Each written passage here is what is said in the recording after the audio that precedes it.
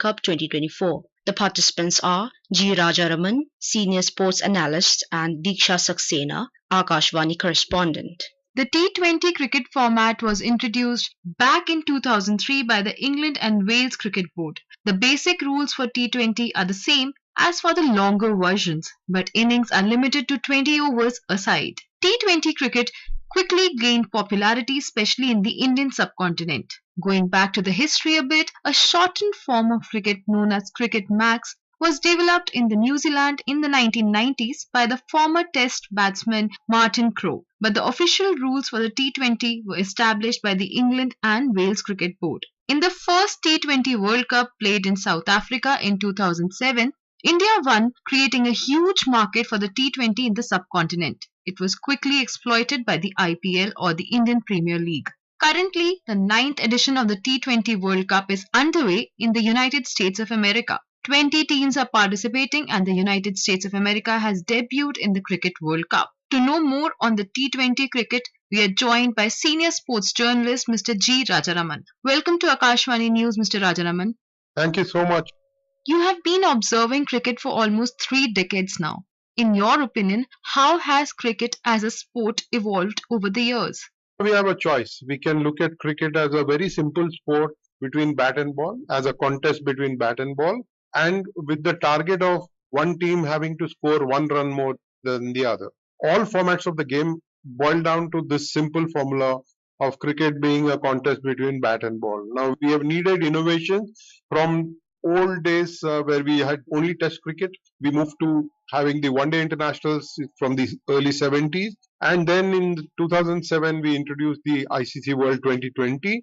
India had gone to play the first World 2020 with just one match experience behind that. So we can ask, why is there a need to innovate? Why do we need such a shorter format of the game? Primarily, it was done because audiences in England were dwindling. People were gravitating towards football, which lasts just 90 minutes or about 2 hours, including the breaks. And cricket would take a whole day. And people were losing patience with the fact that attention span was reducing and people were getting impatient. There was a need to find a product that would bring the crowds back into the county grounds in England. And that is where T20 came up. Martin Crowe thought about it and England refined it, and that is where T20 came into being. So the formats are evolving according to needs of society. I think the market decides which format works best for them. But from a very purely cricketing perspective, there is nothing like test cricket because the pendulum swings a lot. What is true in the first session may not be true in the second, may not be true in the third, may not be true over several days. So it calls for resilience, it calls for determination beyond what we see in T20 cricket. But we have to accept the fact that T20 is here to stay. I cannot say I'm a 50s and a 60s person, I'm 63-year-old and therefore I will not watch T20 cricket. No, it doesn't work like that. It is a format of the game and I think we have to accept it as it is. Mr. Rajaraman, T20 has also become a launch pad for various newcomers who make their debut through the format. In your opinion, is it a shorter route to the longer success or to the longer format of the cricket? If you are a very good test cricketer, if you can play days cricket, as first class cricket is called, red ball cricket is called, then you can adapt to T20 or to even the 50 over format. But if you're a specialist T20 cricketer, then you may not succeed as a test cricketer because it has very different skill sets, it has very different approach to the game.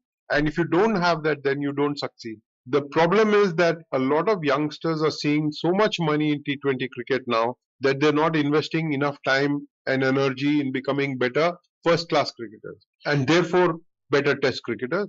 We're not seeing the impact of T20 cricket at the moment on the test format apart from fielding, but sooner than later, India will find, not only India, all other teams will find that more and more players will gravitate toward T20 format because there is money in it. There are leagues around the world and they can make that extra money in their short shelf life rather than play test cricket and for their country. So cricket is presented with a unique problem. It loves the new format, but it respects the old one, which is test cricket. And it has to find the cricketers who can play all formats or who can keep interest of the people alive in all formats. At the moment, it is T20 which has caught the attention of people. It is the flavor of the season, but it's very important that and cricket administrators realized that it is necessary for all three formats to flourish, for the sport to survive against a whole lot of competition. Now, world sport is competing with cricket. Cricket is no longer aiming to be played only in the 10 or 12 Commonwealth countries. It is now expanded to more than 100 countries, and therefore it's important that cricket retains its appeal to the traditional audience while seeking to conquer new frontiers. To just add on to what you said, that more than 100 countries are playing cricket, even after gaining so much popularity worldwide, we are not having many more countries participating in the sporting events of cricket. It does take time. Cricket has been primarily a Commonwealth driven sport. Wherever the British went and ruled, wherever they set up colonies, is where cricket has flourished. And typically it is Australia, New Zealand, India, Pakistan, Sri Lanka, Bangladesh. Then you have countries in the West Indies, the Caribbean nations, where England or Britain set up a colony, and therefore you're getting to see all those players. And then, of course, there's a bit of an influence of the British in South Africa and in Kenya and in Zimbabwe, some of those countries. So you get to see Test cricket being played by only a handful of nations because of the hoary traditions. It is now making inroads into smaller countries. Papua New Guinea is playing the T20 World Cup as we are talking. Nepal is making rapid strides. There are other countries. Bermuda has played the 50 over World Cup. So you will find interest in cricket over a period of time when more and more heroes emerge from each of those national sides. When that happens, cricket will get more popularity. Until that time, you might get to see one-sided contests. We have seen some of them in the current World Cup as well, where teams like Australia are lording over the minnows, so to say. But they need the exposure, they need to come to the World Cup, and they need to be able to go back home and claim that they've played the World Championship and therefore evoke more interest around their country. I think it's important that more and more nations play, and the ICC had, I think, 20 teams playing in this current edition of the World T20 Championship. Mr. Rajaraman, I just want your opinion on this. Will it be appropriate to say that T20 cricket is destroying the skills by limiting the players to a shorter form of game? I have to disagree with that line of thinking, primarily because T20 has its own demands of skill sets. It needs a different set of skill set from the batters, apart from the conservative, the usual traditional approach that batters have got, or even with the bowlers. I think it makes the cricketers think a lot more. In the short term, you have to summon the best of your energy, the best of your skills to the table, and then be able to take your team to victory. I think there is a greater challenge in T20 cricket, but this sport, this format has allowed cricketers to find new skill sets. Who would have imagined a reverse hit being played in a test match or a switch hit being played in a test match? Who would have imagined scoops being played in test matches? So test cricket, look at the kind of fielding that we're getting to see in test matches now. So T20 has contributed in a positive manner.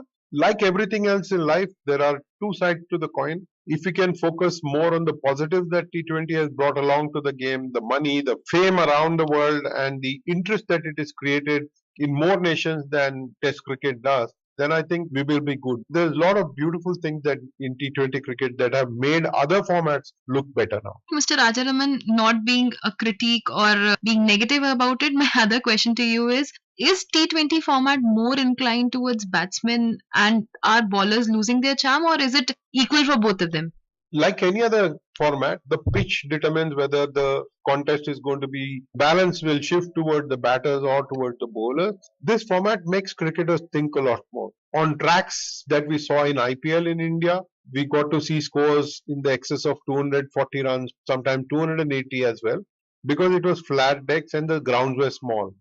But look at what is happening in the current World Cup. We haven't had a 200 plus huge tally being chased down by the opposition because the pitches are of some assistance to the bowler. The demand on skill sets vary with the pitches. Sometimes when flat decks are rolled out and bowlers are taken to the cleaners, you feel sorry for them, like we did during the IPL in India most recently. But see how beautifully they have come back. Mohammad Siraj of India went for plenty of runs in the IPL in the early stages. But look at how brilliantly he's bowling.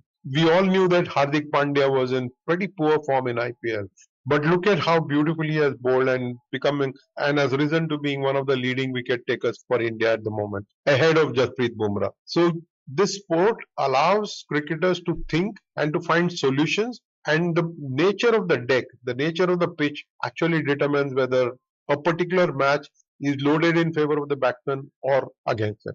As you're speaking of the pitch, my very next question to you is on the pitches. Please explain to our listeners about the drop in pitches. What is it, and if you could delve into its history a bit? Typically, a pitch is a square plot of land. Within that circle, the cricketing ground, the square is what is called the pitch. In that, you have got this 22 yards. Different kinds of tracks are laid out in that. The soil mixture, the amount of grass that is on the pitch, and the amount of curating that has happened. Basically, you have to nurture the pitch. You have to nurse it like a baby sometimes. How well it has been done will determine how the pitch plays on a particular day. Now, typically, this is native soil. It is grounds in India, for example, have got native soil. It is part of the ground. It is not as if it has been dropped in. Now, what is a drop in pitch? A drop in pitch, for example, as we are seeing in the World Cup now, is what is soil imported from Australia, from Adelaide. The mixture of the soil has been determined by grounds in Adelaide, and the soil is from there. They have got it to Florida, compacted it, and then gone and dropped it in. They dug out a little square and dropped the pitches there.